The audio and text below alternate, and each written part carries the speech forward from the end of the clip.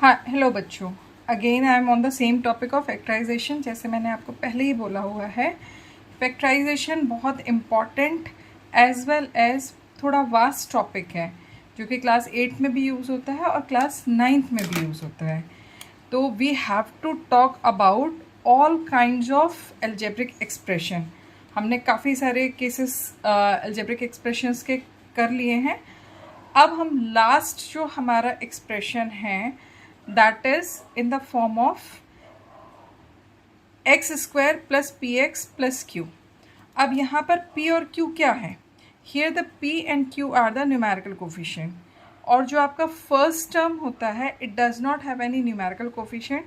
जब कोई भी न्यूमेरिकल कोफिशिएंट नहीं होता है तो वहाँ पर हम क्या अज्यूम करते हैं या अज्यूम क्या करते हैं, होता क्या है, दैट इज 1, राइट? तो that means if no numerical coefficient is written explicitly, कोई भी न्यूमेरिकल कोफिशिएंट बाहर से नहीं लिखा हुआ है, that means 1 is multiplied here. So the expression can be in this way also. So this type of expressions can be factorized by mid-term splitting. What is the main important name of this process? Mid-term splitting. इसमें पहले हम trinomial को trinomial को हम change करेंगे polynomial which will contain 4 terms. उसके बाद हम पेयर्स बनाकर फैक्टराइजेशन करेंगे। ठीक है, अब ये हम करते कैसे हैं, उसका क्या प्रोसेस होता है, that we are going to talk discuss with the given question. So we are going to do the first question, right?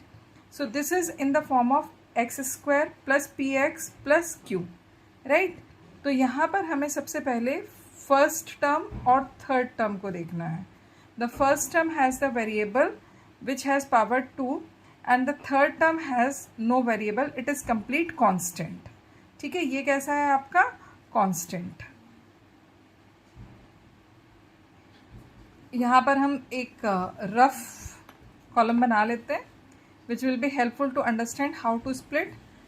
First and third term को हम मल्टीप्लाई करते हैं, राइट?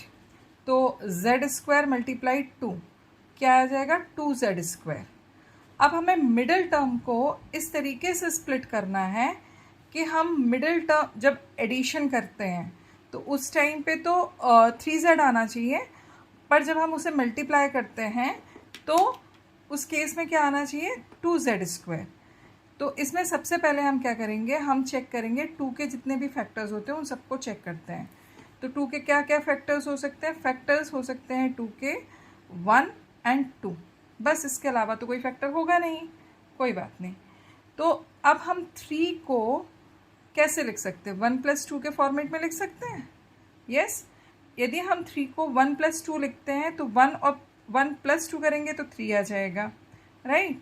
और 1 × 2 करेंगे तो क्या आ जाएगा आपके पास, 2 मल्टीप्लिकेशन के बाद, प्लस ये वेरिएबल है तो इसे हम कैसे लिख सकते हैं, z + 2z। तो in this way this middle term has splitted into 2 parts. ठीक है, तो यहाँ पर हम इसे स्प्लिट करके लिखते हैं z स्क्वायर एंड 2 को हम एज इट इज लिखेंगे जो फर्स्ट एंड थर्ड टर्म है। मिडिल टर्म को हमने स्प्लिट किया तो इसे हमने लिखा 2z + z। अब यदि आप 2z + z करते हैं तो 3z आ जाएगा, 2z × z करते हैं तो 2z स्क्वायर आ जाएगा, मतलब product of first and third term. तो आई होप कि ये आपको क्लियर हो गया होगा। अब इसके बाद हम यहाँ पर पेयरिंग करते हैं। This is the first pair and this is the second pair, right? तो if we see in this first pair z is there in both the terms. Take z common.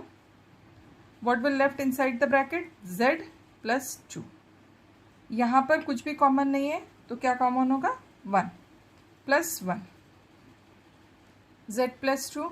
अब आई होप आपको previous videos जिन्होंने देखे होंगे उनको याद आ गया होगा कि हम किस तरीके से फैक्टराइजेशन करते थे रिग्रुपिंग के थ्रू। तो अब यहाँ पर देखिए, in this term now 4 terms has change into 2 terms. In these 2 terms z + 2 is common. I am going to take z + 2 common. What will left now inside the bracket? Z plus 1. In this way you have factorized by using the midterm splitting. Video थोड़ी सी लंबी हो जाएगी, तो आप please and तक video में बने रहिए, क्योंकि different types of questions, different types of problems जब आप सॉल्व करेंगे then only you will understand the concept fully. Okay, साथ ही साथ आप जो भी क्वेश्चन देखते हैं एक बार वीडियो को पॉज करके उसकी सेम प्रैक्टिस करिए और देखिए आपने कहाँ किस स्टेप में मिस्टेक की. आपको लगता है कि आपने कहीं मिस्टेक करी है तो वीडियो को दोबारा से सुनिए और दोबारा से करिए. So you will develop the proper concept of doing this type of questions. So now let us proceed with the next problem. Right, अच्छा, अब here again we can see that it does not have any numerical value, that means 1 will be there. तो हम first and third term को multiply करेंगे. तो when you are doing the first and third term multiplication, t square multiplied -3 आपने किया तो क्या आ जाएगा आपके पास? -3t square. ठीक है, अब आपको -2t लेकर आना है मिडिल टर्म में. दैट मीन्स यहाँ पर नेगेटिव है, the middle term is negative, it means subtraction will be done. Right, यहाँ पर क्या हो जाएगा आपके पास? सब्ट्रैक्शन होगा. मतलब एक जो आपका फैक्टर होगा वो पॉजिटिव होगा, दूसरा फैक्टर कैसे होगा आपका? नेगेटिव होगा. तभी पॉसिबल है कि आपके पास आफ्टर प्रोडक्ट जो है वो -3t स्क्वायर आएगा एंड इन सब्ट्रैक्शन और addition it will come -2t. तो यहाँ पर हम देखते हैं -2 के कितने फैक्टर्स हो सकते हैं? 2 के सारे फैक्टर्स हो सकते हैं 2 और 1. राइट, है ना? 2 के सारे फैक्टर्स, सॉरी 2 नहीं, हमें 3 के फैक्टर्स देखने थे. यहाँ पर हमें 3 के फैक्टर्स देखने हैं. 3 के फैक्टर्स कौन कौन से हो सकते हैं? 1 एंड 3. राइट, तो अब 1 एंड 3, तो हम -2 को -3 + 1 लिख सकते हैं. यदि आप -2 लेकर आना चाहते हैं and if you are writing -3 + 1 तो यू विल गेट -2. तो in this way and -3 and 1 को मल्टीप्लाई करेंगे तो -3 आ जाएगा. So in this way you can split the middle term, and as it is the variable so you have to put the variable to make them like terms. So -3t plus t -3, the third term will be copied down as it is. अब हमने splitting कर ली, अब हम pair करेंगे. First 2 terms has t same common, तो इसको pair कर लिया.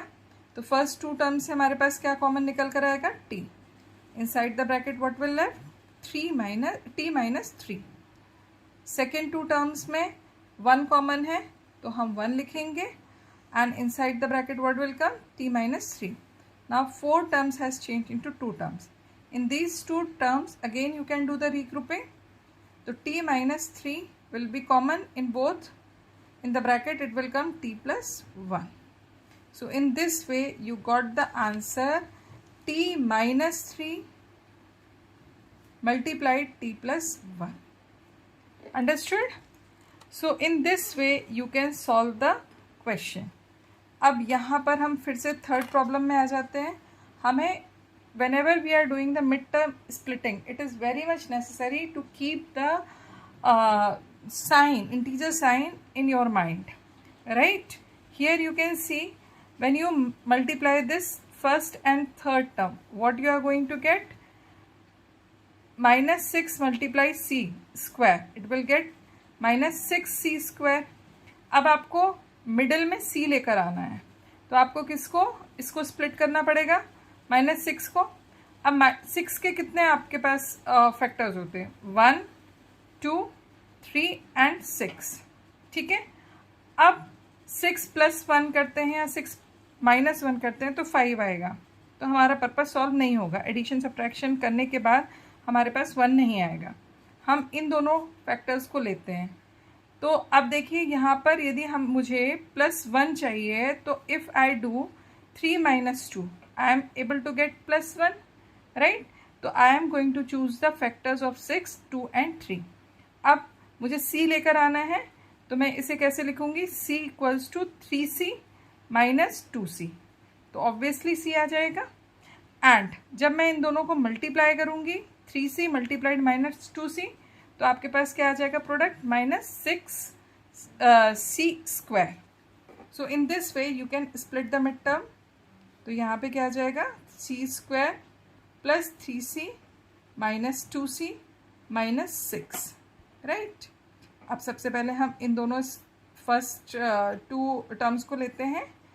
सो in the first two terms c is common. Now what left inside the bracket c plus 3. Right. अब यहाँ पर क्या आ जाएगा -2 देन c प्लस 3. ओके. अब यहाँ पर क्या आ जाएगा, दोनों में क्या कॉमन है, c प्लस 3 कॉमन है. Then c minus 2 will left. तो by regrouping what you have got c plus 3 into c minus 2. These are the factors. Understood? So this is your answer. Okay. तो अभी तक आपको you have solved the 3 problems. I guess something you are able to understand how to do the factorization of such problems. अब यहाँ पर आइए. Again the same problem is there. It is just same as the second problem that I have taught. Both are negative, right? So finally the middle term में जो operation होगा वो होगा subtraction का. And the bigger number must be bigger number must be negative and the smaller number should be positive. तो सबसे पहले हम फर्स्ट एंड थर्ड टर्म को मल्टीप्लाई करते हैं. तो -12 into Q square it will come -12 Q square. अब 12 के आप सारे फैक्टर्स लिखिए.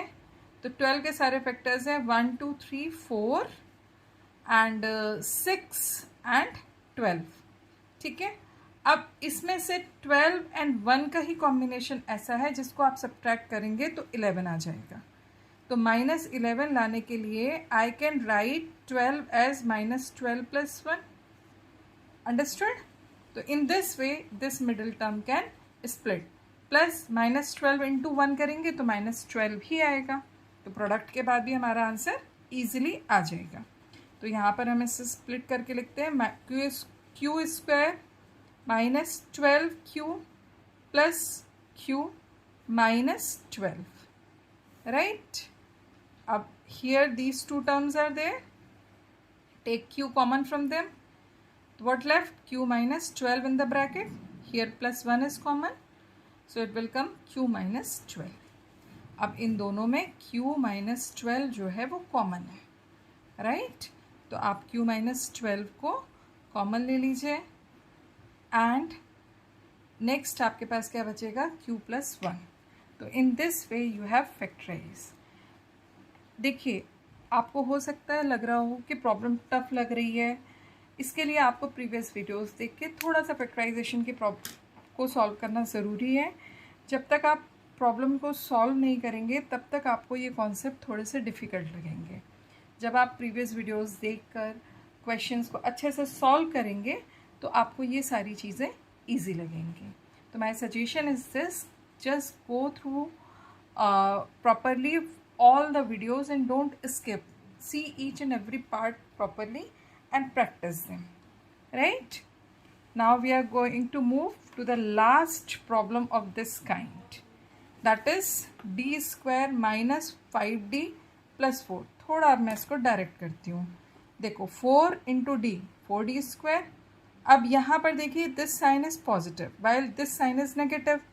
तो when you multiply negative into negative तो final answer will be positive. ठीक है. अब दो आप नेगेटिव नंबर्स को जब ऐड करते हो तो एडिशन तो होता है प्लस आंसर कैसा आता है आपका नेगेटिव ही आता है. तो यहाँ पर हमें ज़्यादा दिमाग लगाने की ज़रूरत नहीं है. डी स्क्वायर इसको मैं फाइनल -4d माइनस डी लिखती हूँ. तो -4d into D minus D करूँगी तो +4d स्क्वायर आ जाएगा.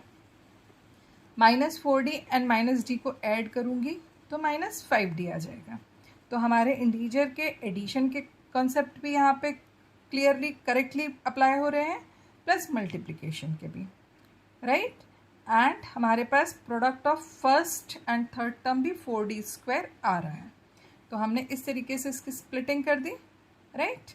अब हम यहाँ पर कॉमन लेते हैं. तो हमारे पास कॉमन क्या आ जाएगा, D will be common in these two terms. अब यहाँ पे ब्रैकेट में क्या बचेगा, d माइनस 4। ठीक है, अब -1 आपने कॉमन लिया, फिर d माइनस 4। ठीक है, कॉमन लेने का क्या मतलब होता है, इस चीज़ को थोड़ा समझिए। मतलब कॉमन मैंने लिया, इसका मतलब जैसे मैंने मान लीजिए कि d कॉमन लिया, यहाँ पे d स्क्वायर है, इसमें से मैंने d कॉमन लिया, d स्क्वायर माइनस 4d है। तो इसका क्या मतलब हुआ, मैंने d से d यहाँ पे कॉमन लिया, मतलब इन दोनों टर्म्स को मैंने d से डिवाइड कर दिया, राइट। तो अब जब आप d से डिवाइड करोगे तो ब्रैकेट में क्या बचेगा, यहाँ पर d और यहाँ पर 4, राइट। तो ये होता है कॉमन लेने का मतलब। अब जैसे मैंने यहाँ पे -1 कॉमन लिया, तो -1 कॉमन लिया तो मैंने d को -1 से डिवाइड किया और +4 को भी मैंने -1 से डिवाइड किया।